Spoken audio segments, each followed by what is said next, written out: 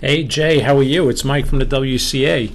I wanted to let you know that we're going to be using one of your games from ChessKid.com for the next update. You played a really good, interesting game. I think it was against somebody named Imported Group. I'm pretty sure that's what the name was.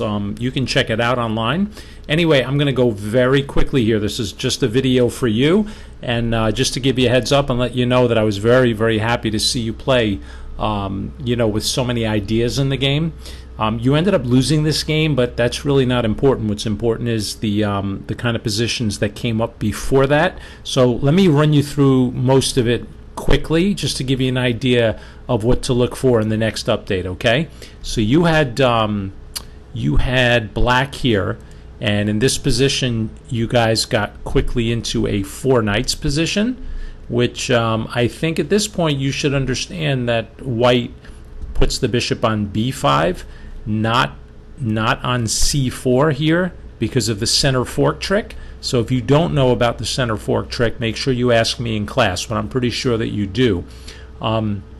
Black's best choice here is to probably copy white.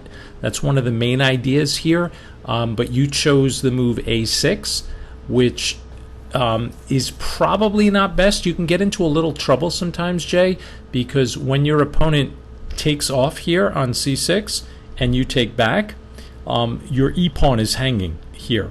And it is possible to play this way. The only thing is every now and then you can get caught. In this game you didn't. Your opponent took on e5. You played queen e7, which is a line. This has all been played before, but the only problem with this variation, Jay, is you have to watch out for the move d4, which kind of cements this knight on e5, and it's not so easy to get this thing out of there because you can't attack it with a pawn so easily. To do that, you would have to move this knight and eventually play f3, and that not only takes time, but it might weaken your king. And as you're doing all that stuff, white is going to castle. They're going to bring their dark square bishop out, and you're going to find out that this is probably not the most pleasant way to play. However, what happened in the game is after queen e7, your opponent sort of did you a favor and went back, and you get your pawn back right away. You just took. And so this is all good. And what you will see in the update video, which will be in much more detail than this one, you're going to see ideas here for white. Rather than taking here on e4 like your opponent did in the game, you're going to learn tricks like just castling. And the reason you do that is you should notice that as soon as black takes that pawn in the middle, the e-file opens up. And if the e-file opens up with your king still sitting here, you have to watch out for pins on this line. This can be a real problem. So like if you just keep taking things, say knight takes c3, here white will take with the d pawn to open up the bishop, and already there's pressure coming on this line, right? So, even if you cover up with a move like bishop e6, you have to expect rook e1 to come at some point, and you should see the pressure on this line. Your king is still in the middle. Castling could be a possibility, obviously, at some point, but that would actually be illegal in most cases because you'd be castling through check. So you're going to have to figure out a way to unwind from all this. So it's kind of awkward. And again, don't worry if this is going fast. I'm just giving you a preview. It's almost like a greeting card saying, hey, thanks for playing an interesting game. And, it's an invitation to look forward to what's coming next week, okay? Anyway, just quickly, let's go back to this position when you took. So your opponent takes you, kind of doing you a favor because you take back with the queen, allowing not only check, but the block here. And this is not so bad for either one of you.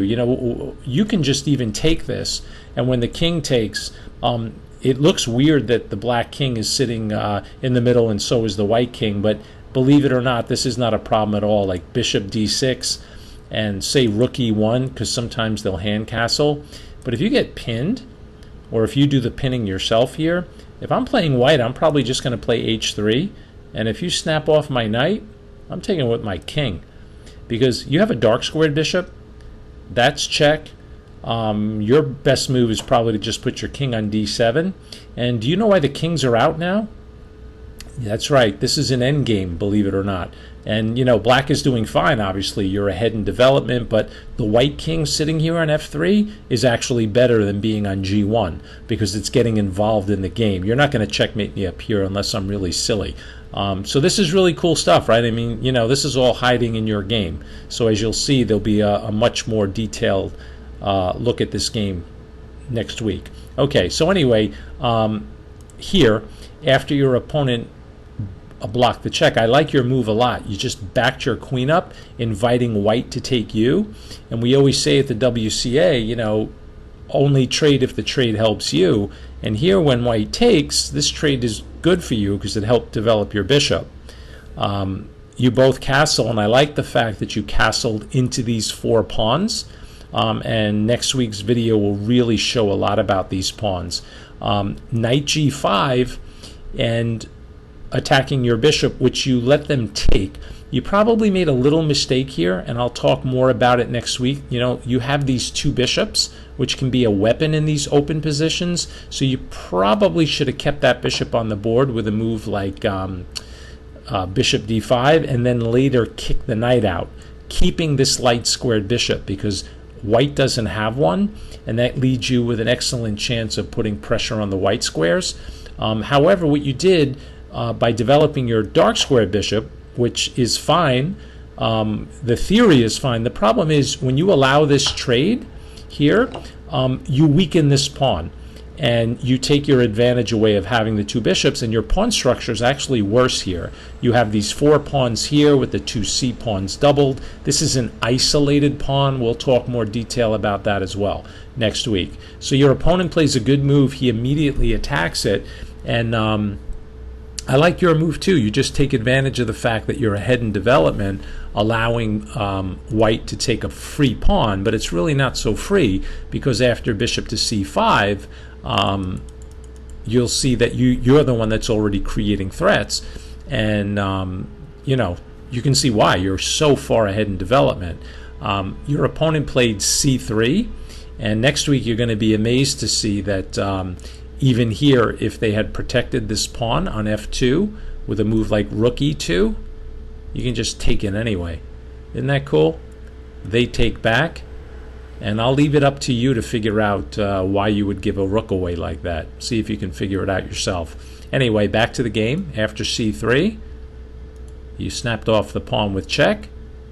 King went to h1, and you're winning here. Yeah, you missed a win at the grandmaster level, master level, expert level. It's easy to see. At your level, not so easy. However, that's why we do the videos. We want you guys to start picking off tactics. White has a back rank problem here. There's an issue on the back rank. So if you would have found a move like bishop e3, that creates some problems for white. Number 1, this pawn is now being attacked twice. 2, you're threatening checkmate. There's all sorts of pressure coming here. This rook check that's coming someday is going to be so strong because it's going to pin this bishop, and it's going to be very difficult for white to get out of this mess. You're going to have a real bind on him, and I hope you see why they couldn't take your bishop either way, right? Do you see that? See that arrow? Checkmate. Okay, so you missed that in the game. No crime. We're just going to charge you $10 for my retirement fund. Don't tell Russo, okay? I want to keep it for myself. Anyway, what was I talking about? Oh yeah, so here, back to the game. You found this pretty cool plan of doubling your rooks, and your opponent played a good move, d4, opening up the game. You doubled your rooks, so I really like the way you're playing. The only problem is it gives white a chance to kind of avoid all the tricks that we talked about. So not really sure why bishop f4 was played. So at this point, that's just a free piece, right? And black at this point is just completely winning. Let me just show you what happened.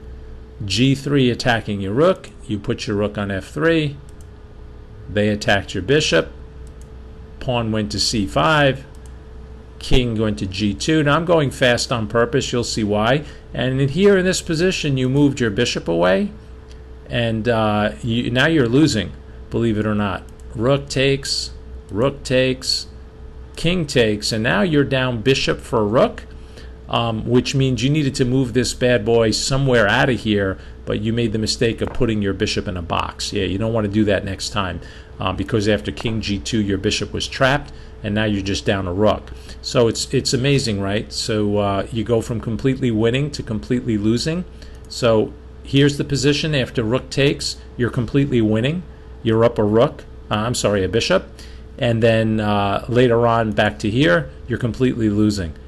Don't let it bother you. However, we'll work on this stuff going forward, okay? Really, really, really good game. Forget about the ending. We'll clean that up. I just like the fact that your game was filled with a lot of good ideas, okay? So you'll see this next week in much more detail. Take care.